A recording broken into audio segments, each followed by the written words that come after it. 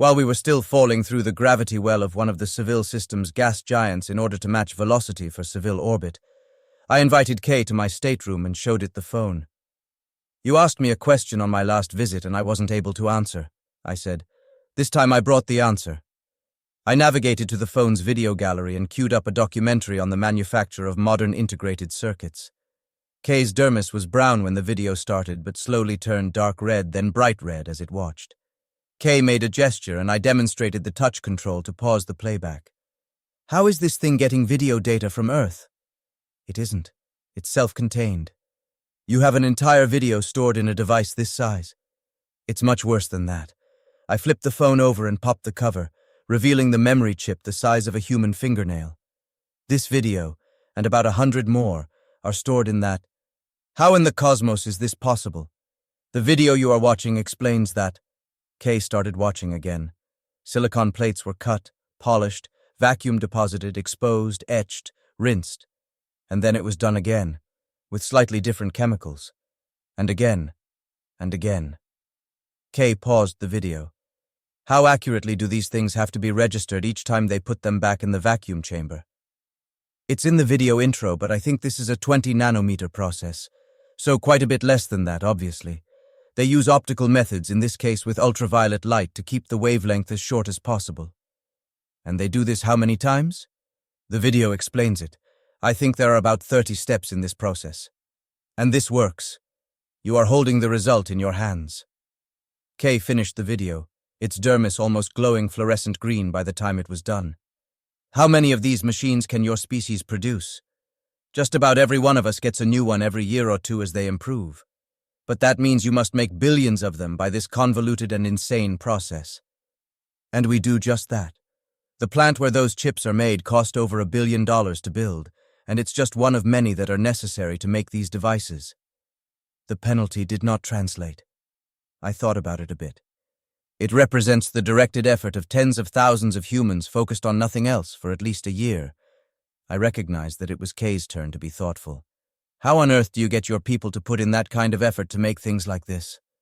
"We give them tokens which they can exchange for things like this, called money.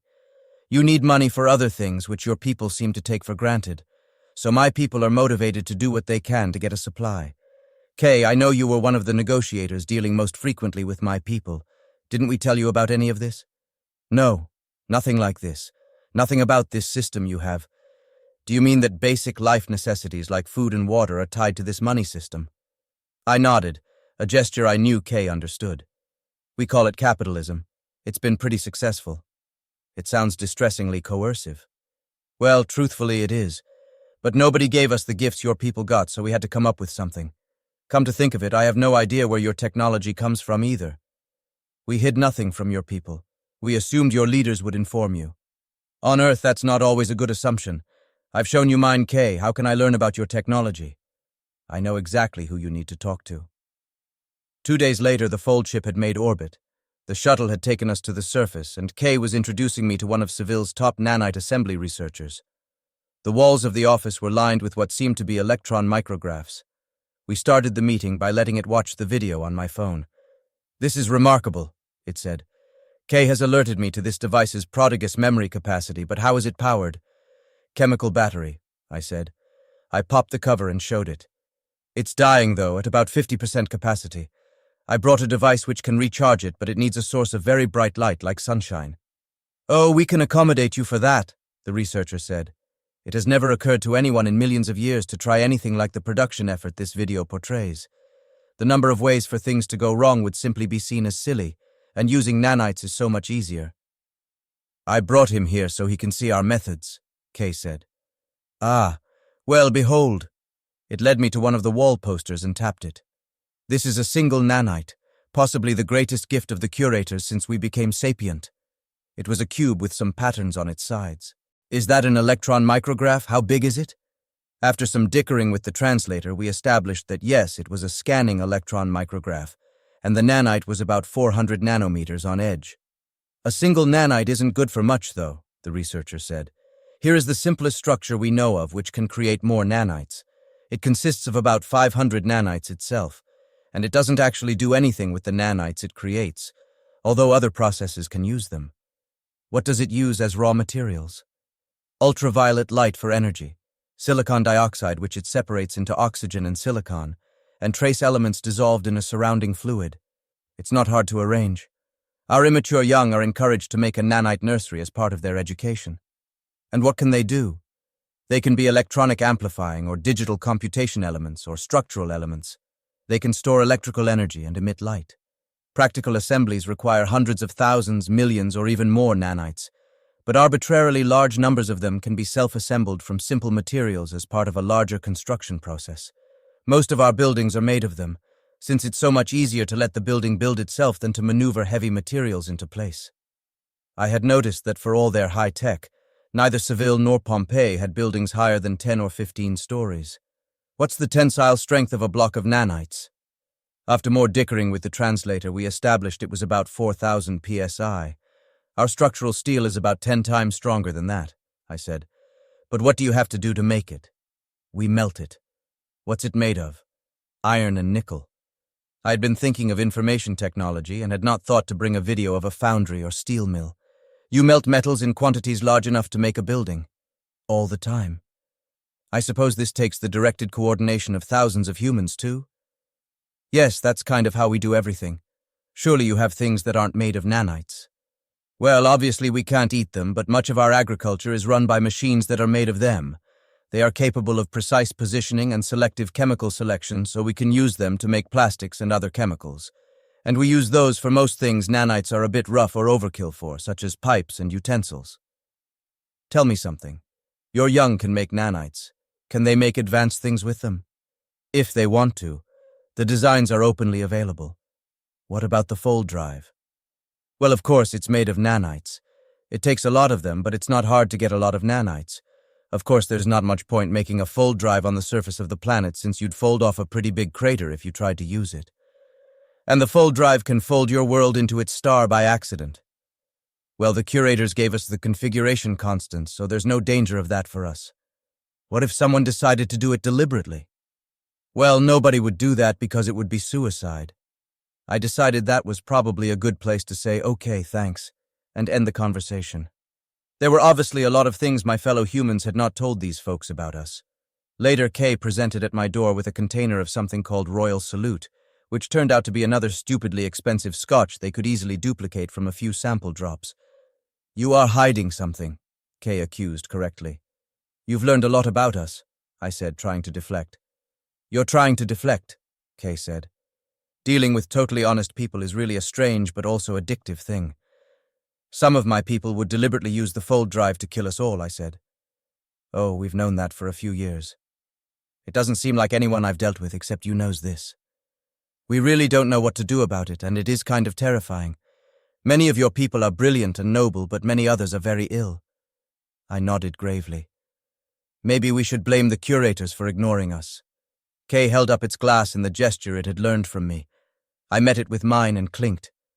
We have no idea why you were denied, Kay said, but everyone among us thinks it was wrong.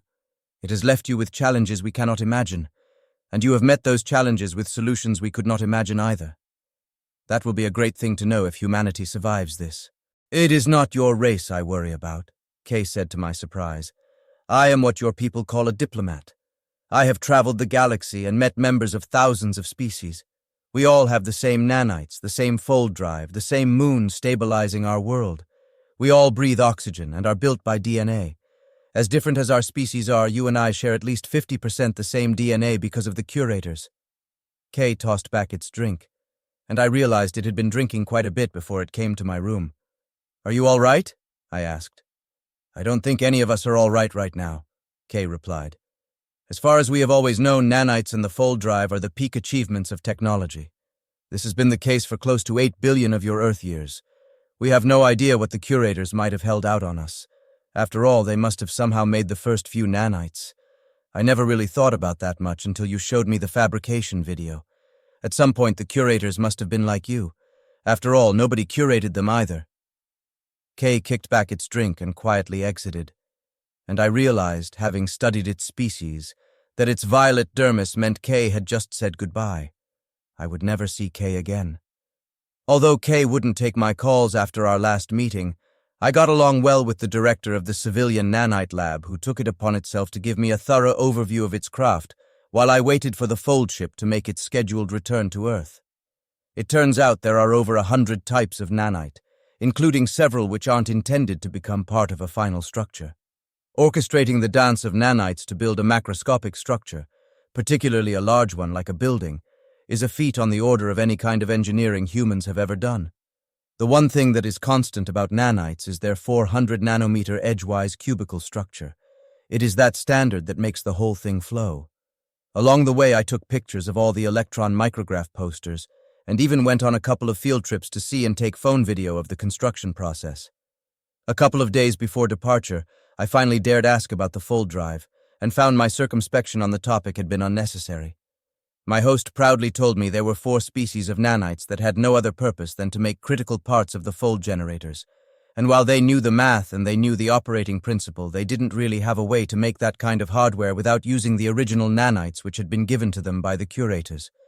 Finally, over glasses of another stupidly expensive Earth brandy, I said I was curious about how the Curators intervene. The civilian I had fallen into the habit of calling L said that if I wanted to observe Curator activity, I really needed to find a world on the critical path between the introduction of agriculture and writing and the final maturation of space travel and the fold drive. That is the interval when the Curators are most active in a species' development, it said. It's a very clear thing from the archaeological record. Most active in most races' development, I kind of scowled. Ah yes, our friend Kay told me. I have no explanation and hope you find one that is satisfactory. It turned out the civilians were aware of several such current critical path races, but there was no fold ship service to their worlds because the Curators enforced a quarantine. Later on Earth, the director of our fold ship project and several of his top aides listened intently to my account of all of this. They solemnly copied the photos off my phone and didn't even warn me about showing them around or talking about what had happened. "We really appreciate what you are doing," he said. "I'm not sure what I'm doing. I think you might be becoming our first ambassador to the galaxy." Later, on what I thought at first was a random walk through the facility, we came to a large machine. "We are pretty sure this would solve our largest problem," he said. "It is a fold suppressor. The universe doesn't actually like folds to come in contact, and it can be stopped. The math is sound, and we're pretty sure it can't be overcome. The problem is it would also take us out of the interstellar community if we deployed it. Fold ships could always slow down and come close by some other method. They really have no other method. Their fold ships are so large they have no other practical drive than the fold generator itself, and if we disable that, they would be helpless as they crashed in our gravity well. None of them would ever risk coming near such a thing. I might still feel safer with this thing running if our own people start making fold drives." "Exactly, which is why we built and tested it. But we think something better is possible." We walked some more and came to a cavernous space being prepped for construction. "This is where we are going to build the fold span limiter." I didn't want to sound stupid, so I just looked inquisitive. The director smiled. "The extent of the fold field in 3-dimensional space is mostly determined by the mass surrounding the original fold point. It establishes a resonance in 10-dimensional space which fixes the size of the fold. Given a mostly solid spherical mass surrounding the fold point, the usual dimension is about 3 times the radius of the physical mass. So that's why if you fold off of the planet, you take the whole planet with you. It's a bit more complicated. If you don't know what you're doing, you take the whole planet. But even if you know the constants and start at the surface, you take a chunk about the size of a large stadium. Still doesn't sound very practical." "It's not. The thing is, the same principle that makes it possible to suppress the fold should also make it possible to limit the span of a fold. We are pretty sure we can make this thing, and we are working on it 24/7. It would let us allow fold ships to visit without allowing either our own crazies or anyone else to fold us off into the sun. Basically, it would only suppress folds that aren't properly configured." "Sounds like a worthwhile project," I observed neutrally. "Not our most important, though," he said. We walked some more, finally through a garage door into the outdoors. We walked up to what I recognized as a 2-seat trainer VTOL jump jet. "Behold mankind's first starship," my host said. "This thing has a fold drive? I thought the fold drive itself was bigger than this whole airplane." "It is if you make it with nanites. Our fabrication methods are flat but much finer. Our fold drive is about 0.5 meters across. We chose this jet because its pressurization system wasn't hard to enhance for full vacuum. It can fall into the atmosphere and glide to the ground, then jump and fly high enough to safely fold out of the atmosphere with very little fuel. Have you ever flown it? There's someone I want you to meet. I saw that a woman in uniform was walking toward us. He made introductions. First human ambassador to the stars, meet our first starship pilot. I've taken it to every world in the solar system, she said as we shook hands. Let me tell you, Pluto is weird. I looked at the director. Oh, we've recorded good scientific data, although we'll have to be careful releasing it, he said. Within a few years, everyone will know about this, but for now it's one of our biggest secrets. I'm not sure I am getting used to this, I said with a bit of a morbid chuckle. Oh, it's about to get a lot worse. Your next assignment is to go to one of the critical path worlds the civilians told you about and find evidence of Curator activity. Which one? I figured I would leave that decision to you. I haven't been out of the solar system yet, my pilot said reassuringly. Looking forward to it. So the very next day I was over 100 light-years from Earth, this time in a craft made entirely by human industry, with a pilot who was having way too much fun as she folded us in and out of planetary gravity wells to check and match velocities. Finally, we folded into the upper atmosphere of a world that looked a lot like Earth, Seville, or Pompeii. We'll be on the ground in about half an hour, Em said from the front seat. We won't burn up. We don't have orbital velocity. We'll fall until we can glide, then I'll start the engines to land us. This all went according to plan until we landed in a clear area and popped the cockpit bubble. Aren't we the first humans on this world? I asked as Em took off her pressure mask. Of course, the aliens don't come here and this is the only human starship. Well then, how is it that there's a human being standing at the edge of the clearing? He gave the appearance of a well-groomed British gentleman, and he watched quietly as we stowed our gear and departed the starcraft. Once we were on the ground, he approached and offered his hand, which we each shook cordially. Em deferred to me as I was supposed to be the ambassador. I thought we were the first humans here, I said with an attitude of respect and slight surprise. Oh, but you are, he said with a smile. We perfected the art of walking among our children eons ago. If I presented at any of your most advanced hospitals, they would never suspect I am an alien, but I am in fact one of those you call curators. We came here to find you, I said. I know. Earth is my normal assignment, obviously, but I was tasked to come here and intercept you when we realized you were going to break quarantine. Your cosmic acquaintances are both young species, like you barely out of quarantine themselves, and they did not understand and therefore communicate just how dangerous this is. Why? We do not care much about what happens to species that have not reached the start of the critical path. They live and die all the time, accomplishing nothing, arousing no interest.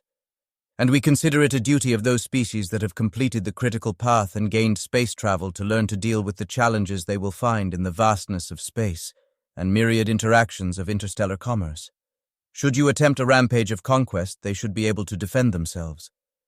But the species on the critical path are interesting to us, but vulnerable to premature influences and not yet able to defend themselves against invaders armed with high technology. We do not want you to recruit or proselytize them or impose an order here.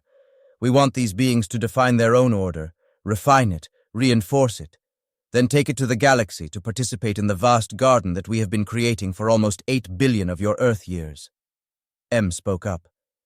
You don't seem to have cared much for us on our critical path, she said with a sharp tone of bitterness. Your belligerence worried us, the curator said unfazed. You are far more willing to murder your brothers and sisters than is usual. We decided to develop you slowly so you might have time to mature beyond this impulse. But it happened that every time we thought it was a suitable time for a development, you had either done it already yourselves or were about to. In the latter cases, we allowed you to advance on your own so you could own your achievement. For all your troubles, your species has made remarkable accomplishments. Even though you made it from a murder weapon, your craft here is a wonderfully and uniquely small and maneuverable starship. It didn't occur to you to intervene to help us with our belligerence rather than leave us to our own devices.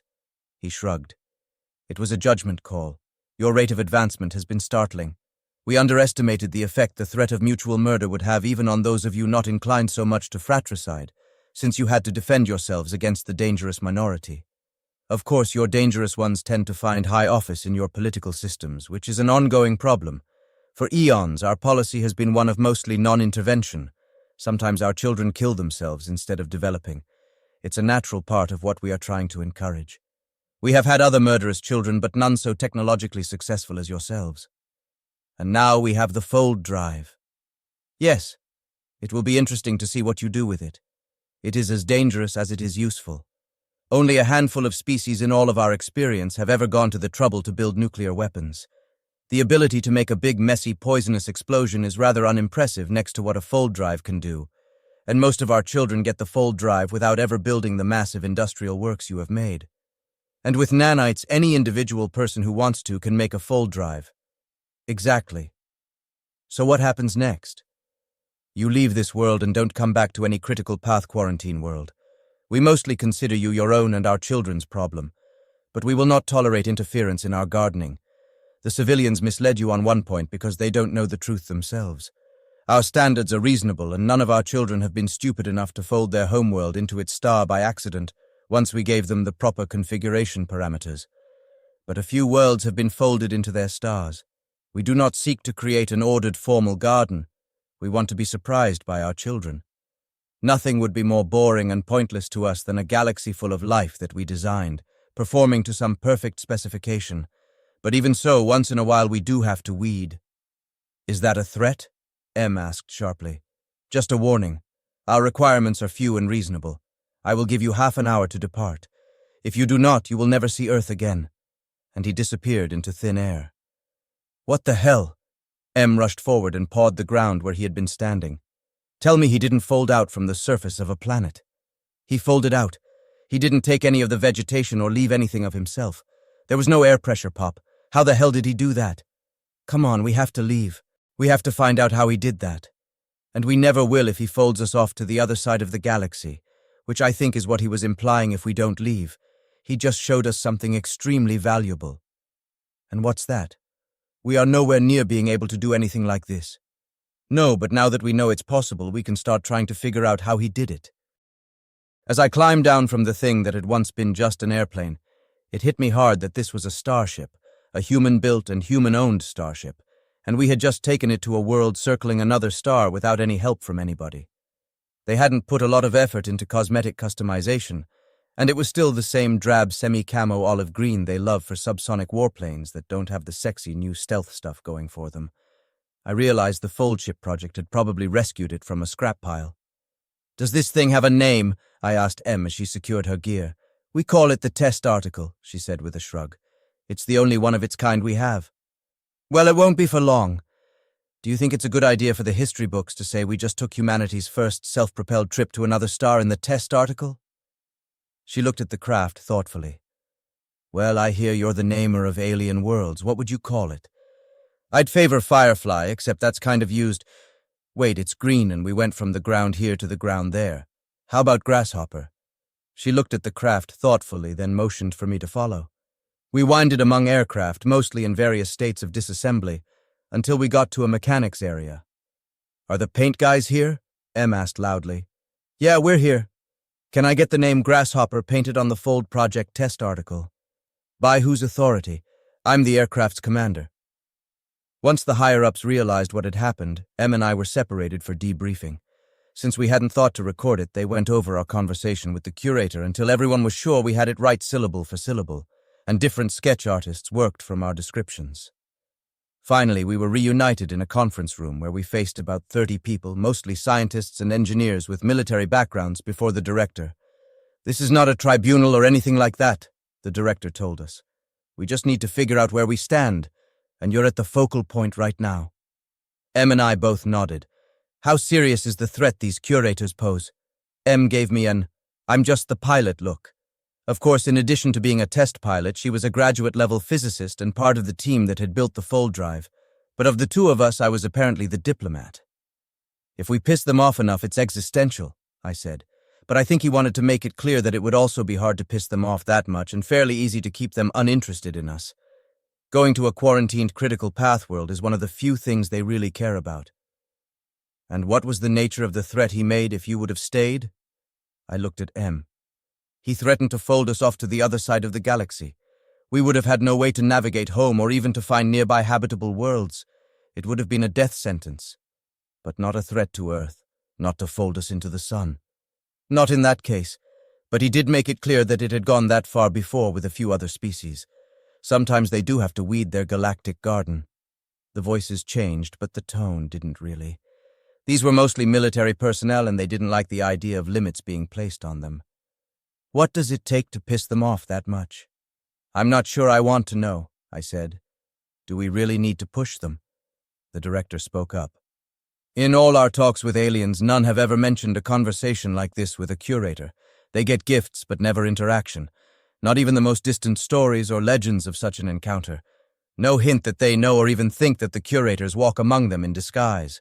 We'll have to follow this up, but I have to think this was a pretty extraordinary intervention on their part. He called the ship wonderful and unique, M said. I had the impression he was using our language very precisely. J. I agree, I said.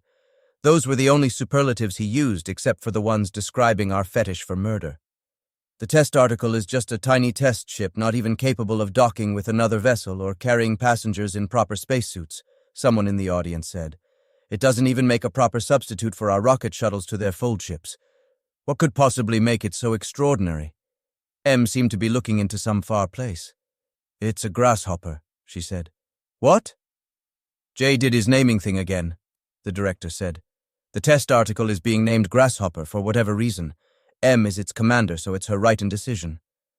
We departed the surface of a planet, folded and landed on the surface of another planet. They can't do that. None of them can do that. Isn't that right, Jay? M had never met an alien other than the curator, but I had spent hundreds of hours talking to them. I think you might be right. It's a self-contained ship that can leave from the surface of a world, fold to another, and land on its surface. All their fold ships require ground support to do transport from ground to orbit. We don't even need to orbit because we can just drop into the atmosphere and land on the damn surface. Her eyes got wider. And the curators do it their own way with the even higher technology. We crossed a barrier they set for their children in a way they didn't expect. She took a sip of water. They've been doing this curation thing for 8 billion years, and they've never seen it before, she said in a tone of awe. That seems like exactly what happened, I said. I was there, and she's right. The curator was impressed, and he was establishing position. I took a sip of water. He made a point of mentioning that he could pass for human even in a hospital. I think he meant that for me, since I'm a doctor. He knew I was a doctor. He wanted to remind me that they have a very fine degree of control over biology, as if the mark of the curators hadn't suggested that. Forgive me, rocket scientists, but I think getting to the stage of disguising yourself as an alien life form effectively enough to present at an alien hospital is probably a bit harder than even making a fold drive. Could your visitor have simply been human? If so, one well-equipped with alien technology, well-versed in their technology and culture and ready to go to action in a matter of days. As M mentioned the precision of his language, I also tend to think he wouldn't do prevarication. The curators operate from a point from which such unpleasantness just isn't necessary. When you really have the power, you don't have to misrepresent what you can do. We need to carefully explore our options, the director said. While I'm currently more worried by what our own idiots would do with a fold drive, we may have made a faux pas here. What are the permitted parameters? We don't need another threat from godlike aliens. If I may offer a suggestion, a very old gentleman said from the back of the room. Unlike most of the participants, he wasn't wearing a uniform. As I understand, we have visited 2 types of alien world, a few civilized worlds with space travel and now a critical path world, with a species transitioning from agriculture to space travel. Did the alien not say they didn't care about worlds that hadn't reached the critical path? That is exactly what he said, M and I said more or less simultaneously. So we humans completed the critical path much faster than normal, but it normally takes at most 100,000 or maybe even 1,000,000 years. And of course, those worlds which have completed the critical path are potential enemies if we try to invade them. But the Earth was habitable for beings such as ourselves for most of 500 million years before we finally emerged to start on our own critical path. The curators have been making worlds like the Earth all over the galaxy for eons. It seems that many, maybe even most of those worlds in the habitable zone with properly placed moons and water and introduced life must be somewhere between our Cambrian explosion and the rise of our own agricultural ancestors. So, if I am reading this transcript right, I think we were just offered those worlds if we want them. Em and I looked at one another, and our eyes widened in recognition.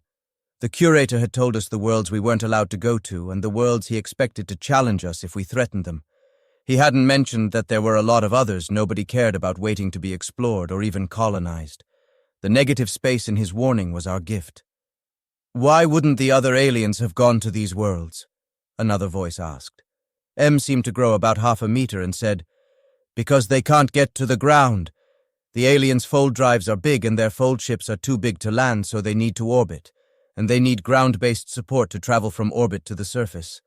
But we have a ship that can simply go to the ground and get back up without ground support on any world with an oxygen atmosphere." Which, I said, thanks to the curators, should be a lot of them. It was suddenly obvious why the curator had called the grasshopper wonderful. "May I ask who you are?" M asked of the man who had made this suggestion. "Oh, I just wrote a couple of science fiction stories, but these guys liked them. Why can't the aliens make a craft like our grasshopper?" Another authoritative voice. "They make everything of nanites, so their methods are coarse. Nanites are seductively convenient, but once they bond themselves in place to make a larger thing, a lot of the underlying structure is still there for now mission-useless things like moving around and energy conversion and following the assembly plan. The coarseness limits the resolution of their fold operations. The smallest fold drive they can make is bigger than the entire grasshopper, and far too heavy to make a winged, much less VTOL surface landing. What about the alien folding off the world directly? If they made that fold drive by true nanoassembly, an atom at a time, that kind of precision should be possible in a device you could put in your pocket," another voice said. "We've been arguing in our group about whether that could ever be possible. I think our astronauts have given us a direction for research." I felt a bit of a swell at that. I wasn't just a dermatologist, even a world-famous one with celebrity clients. I was an astronaut. "Is that kind of assembly even possible?" someone asked. "The nanites do it themselves in the process of reproduction. They nano-disassemble one of their own kind and execute a gang copy operation, simultaneously making millions of atom-by-atom copies. This process is also how they copy things like small amounts of frozen food and drink. But the nanites cannot create new designs, only copy what already exists and in very small chunks. To make a pocket fold drive, you'd have to make an original design the size of, say, a balled fist all in one go. That involves a hell of a lot of atomic placements. It must be possible, though, if our witnesses are accurate." "There is another thing," someone else said. "The ability to make a fold drive implies the ability to detect fold operations at a distance. This is how the civilians found us. But all during our research, we have detected occasional hints of fold activity at close range and small scale. We have observed such events on almost a daily basis. We had written them off as noise or interference, but this suggests the possibility that we are detecting curator activity." The room erupted in a chorus of exclamations. The director had to pound his folding table to restore order. "Wouldn't the aliens have detected these activities? They build their fold drives in orbit and their resolution is low. For their equipment, it probably would be below the true noise threshold." "I think we have several courses for new action," the director almost shouted. "The fold drive team needs to look into these possible curator fold events. The nanite team needs to look into nanoassembly at larger scale and liaise with the fold team about what they might need you to be able to do to move forward. We have completed and are testing another actual fold drive assembly, with a third nearing completion, and we need to be considering what kind of craft to make with them. And our pilot and ambassador need to find us worlds we can safely explore and colonize."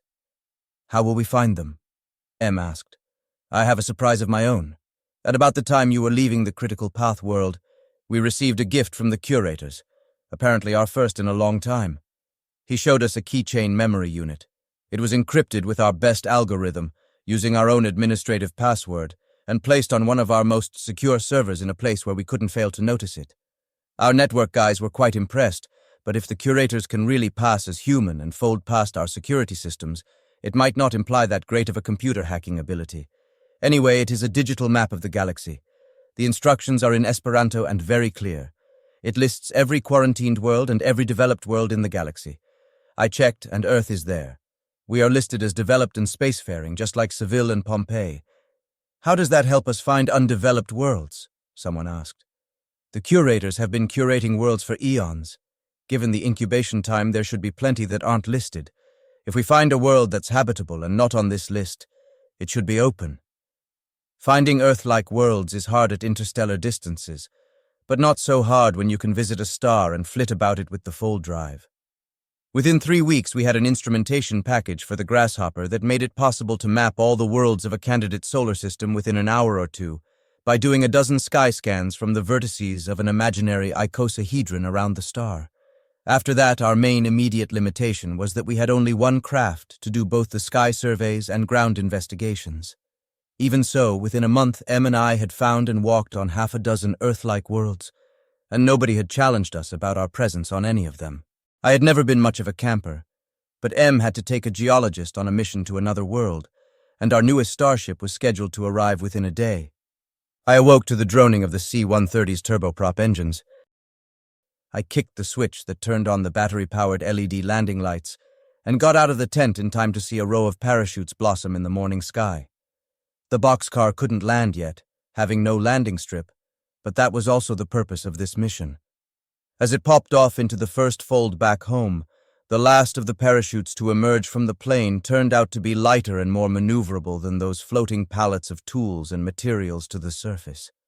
One of those landed near me, and the serviceman saluted me as he advanced. "Sir, are you Ambassador J?" he asked earnestly.